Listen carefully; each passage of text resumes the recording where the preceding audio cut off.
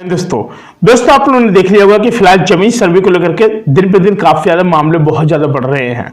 काफी शायद ऐसे गरीब परिवार है जो लोग उस जमीन में यानी रह रहे हैं काफी समय से और उनके नाम जमीन नहीं है।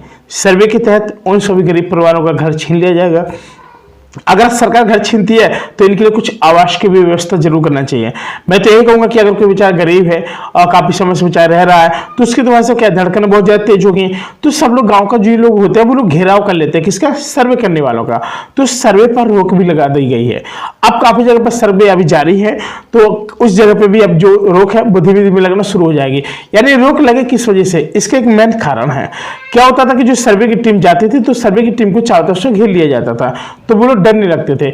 अब भाई जो सर्वे की टीम है वो भी तो इंसान है, वो अपनी जॉब कर रहे हैं। अब क्या कि अगर वो नापते थे, बता देते कि सरकारी जमीन है आपके इतने में कब जा रहा है, तो लोग लाठी डंडे लेकर के पहुंच जाते थे कि अच्छा ऐसे सर्वे कर रहे हो, इस तरीके से कर रहे हो। मेरे भाई अभी तो चलो वो आ रहे हैं, आपको सब कुछ बता रहे हैं, सच हकीकत बता रहे हैं, तो आप लोगों ने उनको सर्वे नहीं करने दिया, कोई बात नहीं है, ठीक है भाई, क्यों ही भला करने दे, क्योंकि आपकी जमीन अभी से आप रहने काफी समय से। अब पता चला कि अब जो 6 महीने बाद सर्वे होगा वो आपकी जमीन भी नहीं है, वहां पे आपकी बिल्डिंग खड़ी है, मकान बना हुआ है, तो हो सकता है कि वहां से मकान भी गिर जाए। बात समझ रहे हैं? इस सर्वे को हल्के में मत लेना यार, है इस सर्वे को हल्के में मत लेना।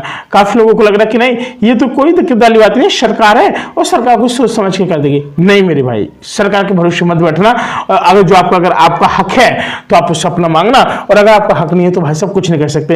नेक्स्ट 6 मंथ बाद होगा क्या कि वो लोग डायरेक्ट आएंगे और क्रॉस लगा करके चले जाएंगे।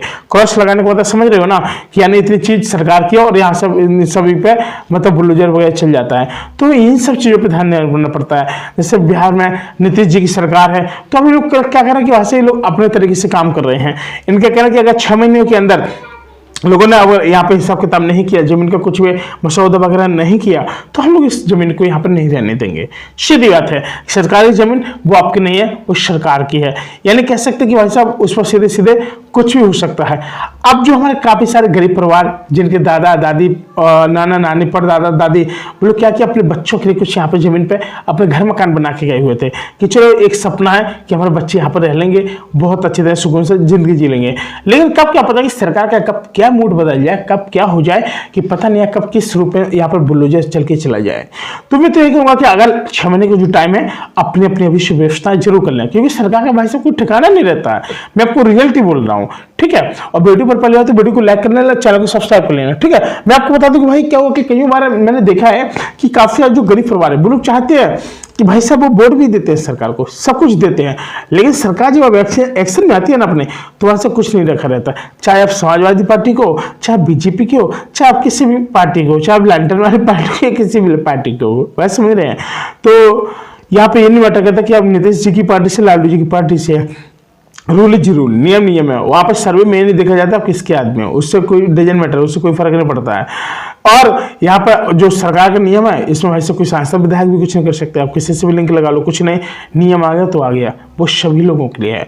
तो ऐसे में क्या कि भाई साहब हम सब लोगों के जो माँ बाप जो इतनी मेहनत से मकान बनाए हैं, हर चीज किए हैं, या फिर कभी कभी तो जमीन का जो सर्वे चल रहा है वो इसलिए चल रहा है कि वैसे जमीन जो सरकारी होगी उसको निकाला जाएगा, या फिर आप उस जमीन के बदले में क्या है आप उनको रुपए देंगे।